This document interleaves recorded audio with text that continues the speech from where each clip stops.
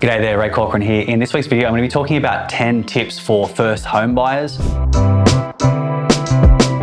We're going to go over 10 tips to help you make a successful purchase on your very first home. And if you like the video, please give it a like. It does help it reach more people on YouTube. And if you feel like subscribing, we do weekly videos on real estate, investing and business, and generally making money. So the first tip is assemble your A team. So whenever you're going into a property transaction, it's not just you, there's other providers as well. In my first job at McDonald's, they had a phrase called aces in their places. So they basically said that, you know, if someone's really good on fries, they would put the best person on fries because they would be most effective there. And anyone that was really good at something, you want them in their strongest position. And it's the same when you're buying a property. So if you have, you want the best broker that you can get in that position, you want the best conveyancer, you want the best building and pest inspector, and all those different people that are involved in the transaction, you want to find the best one that you can, because if you have, and I've been through this myself, if you don't have the right people in those spots, the whole transaction either A, might not happen at all, or B, you may have lots of different issues post-purchase, or you might overpay, or you might miss some things in the contract, and there's lots of problems that can happen if you don't have the right people in your A team. In terms of finding the right people, there's a few different routes you can use. So in the past, I have just searched on Google, best conveyancer Sydney or best conveyancer in that region, and look for the people that have the highest reviews. Speak to multiple people, don't just speak to one, and get a bit of a feel for what their process is, how they operate, what their priorities are during the transaction, and that will give you a good feel for who is best for you. Second, you can ask friends and family for any recommendations. And thirdly, you can ask one provider, say your mortgage broker, you can ask them for recommendations as well. Typically, good mortgage brokers, for example, they'll know a good conveyancer. They like working with other talented people because it makes their life a lot easier. So you can ask them, and that will help you assemble your A team. Second is set your criteria. So list out your must-haves and list your nice-to-haves. When you're looking at property, it can be easy to get caught up in the moment or see a property maybe with rose-colored glasses and maybe look at it in a more favorable light than you would have otherwise. We need to be very objective when we're looking at property. So if you've got a set of criteria that you must hit for you to buy it, then make sure you stick to that. And you can have your strict must-haves, and then you can have some other stuff that would be nice, but it's not crucial. Often you can get, exhausted during your property search, and you start throwing everything out the window. And this is a big purchase, so you don't want to go all into a big purchase and then end up with buyer's remorse, or having a house that needs so much work or expensive repairs or whatever it is, because you were just getting, you just wanted to get into the market. Number 3 is being patient. So it's really important that you stay patient throughout this process. When you're looking at property after property after property, and you're spending all day Saturday and maybe on the weekend looking at houses and going to open homes, it can be exhausting, and you can get so impatient to the point where you just feel like, let's just get anything. I can understand that mentality. However, it can be a big risk, because the difference between a good property and a bad property could be worth hundreds of thousands, if not millions, over a long enough time frame. So it's important that we stay patient. Richard Branson once said that opportunities are like buses. There's always another one coming. And this is true for property as well. You may look at 100 homes, but maybe even 20 of them might fit your criteria. And you might think that that's the one, and then the next one's the one, and that one, there's another one later on that's the one. And there's always going to be more houses. There's always going to be new houses coming to the market, and hopefully you get the one that you want, but don't feel deflated if you don't get that one or the next one or the next one. There's always new houses. It might mean a couple of months difference between you buying or several months, but it's important to realize that that's not the only house around forever. Number 4 is get in tune with local prices. So you need to understand what the comparable sales are in the area. If you're looking at houses, you shouldn't be going into a negotiation not knowing exactly what you think a fair market value for that property is. You can look on all the real estate websites, whether it's Domain or realestate.com.au or whatever the local one for you is, and start to get in tune with it. You might get in tune with prices even as far as 12 months before you're looking to buy, 6 months looking to buy. I've often looked in markets for several months before I was actually ready to do the transaction, because I want to get a bit of a feel for the flow of prices in that area. How frequently does stuff come up? More importantly, how frequently do good properties come up? Is this a once in a 12-month sort of property? Or is this, is there stuff like this that pops up every single month? Understanding the flow of properties in that area and how fast things get sold, how many days on market, that will really help you understand whether this is a rare deal or whether it's quite a common deal. And then you can adjust your budget and how hard you want to negotiate, because it's going to help you know when to really push for a property and also when to just take it easy on a property and not overcommit, because you know that there's plenty of these out there. These pop up all the time. If you ever see certain cars and you know that certain options are quite rare on that car, or getting that car in a particular color is quite hard to find, you know that these things don't pop up very often. And it's the same for houses. If you see one that has this many bedrooms and a nice backyard, or it's a very nice level block or whatever it is, you need to get in tune with what is actually available and how frequently this stuff pops up. Number 5 is leverage all the government grants that you can. Now, these are both state-based and also national-based. So firstly, look in your own state, a little bit of Googling, you'll find it very, very quickly. There are grants like the first home buyer grant. So they'll give you a little bit of money for your deposit in certain circumstances. There's the first home loan deposit scheme, where the government essentially goes guarantor on your loan, and you only have to put down maybe a 5 or 10% deposit, and you don't pay LMI fees, which is lender's mortgage insurance.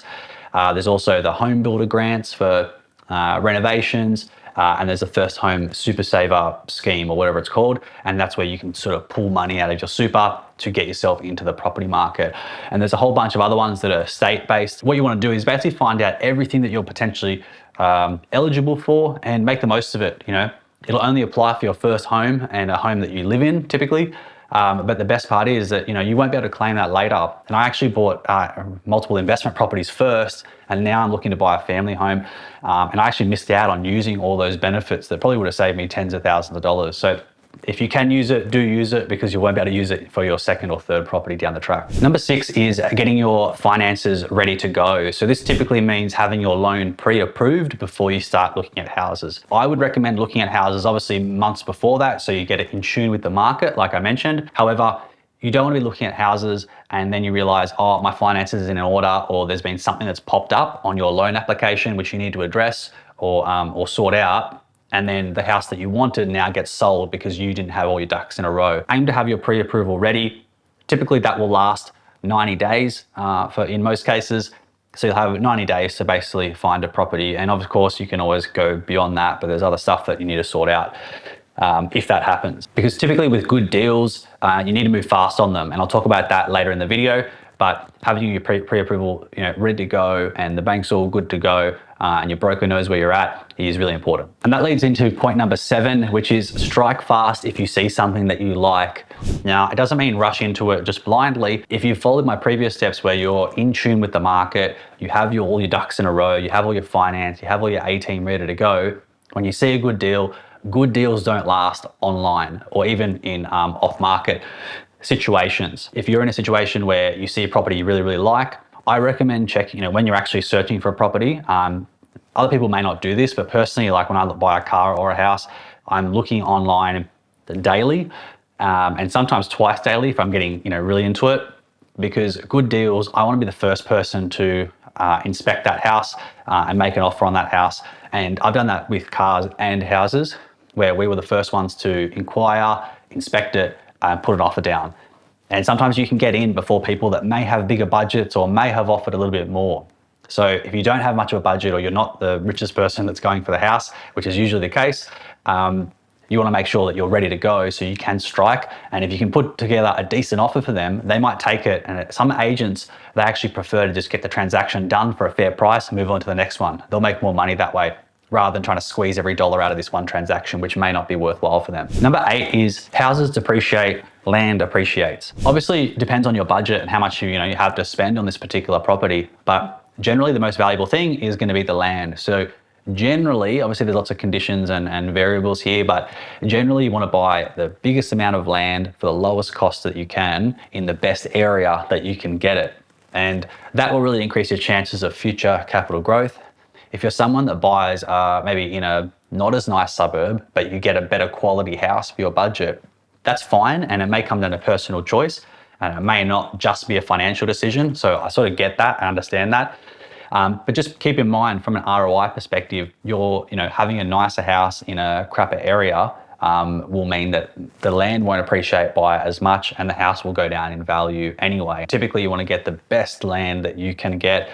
And that's why I lean towards house first, then townhouse as a second preference, and then apartment way down the line. Number 9 is know all the costs that you're going to be up for up front. So there's going to be a number of different costs, and I'll put some of them in the description. But typically, you want to look out for the big ones. So the big ones are typically stamp duty, obviously putting together your deposit, which isn't a cost, but that's what you need to assemble. You may need to pay lender's mortgage insurance or LMI, which might be a fee. It could be 10, 20 grand, depends on the property value and what state you're in. But that can typically be a big cost if you're not providing them with a greater than 20% deposit. And you're gonna have other little costs like conveyancing, building and pest inspections, and a few other little government charges, sort of smaller charges. But the big ones are typically stamp duty and LMI. And number 10 is spend as much time as possible looking at and researching your target suburb. Many people spend more time looking to plan their weekend or planning their wedding or whatever it is, but a property is typically the biggest investment that you'll make financially. And if you are kind of just rushing it or going off maybe what a taxi driver said about a good area or some random idiot on Facebook, it's pretty risky. And a lot of people do it. It's surprisingly common. So you want to make sure don't cut corners on research, and you may still get it wrong, but at least you've done a bit of research and you have evidence and reasons to and proof to support why you're picking this particular area to buy in, and you've got at least some data that would give you a bit of an idea that this area probably will go up in future. So you can look at stuff like vacancy rates on SQM Research, just Google them. You can look at crime rates. There's websites like Suburb Review websites where they can talk about the crime rates in suburbs, all the good school catchments. There's all this stuff about infrastructure. What is the housing supply like in that area? Is there lots of new developments going up? What's the jobs market like in that area? Is there a lot of people hiring in that area, or is there not that many people hiring? More people hiring and more jobs is good for an area. What's historical price growth like in that area? Is it going down or sideways, or is it going up? And also understand the types of people living there. If you can, ideally go through the area, go up the main street, go up different parts of the suburb, the eastern side, the northern side, whatever. Go through the different suburb areas, parts of the suburb or that region, and get a bit of a feel what kind of cars are in people's driveways, what kind of quality is the house, do people look after their houses in this area? Do you get a general vibe that it feels like a generally safe area? Is it more families? Is it more young people? Is it more older people?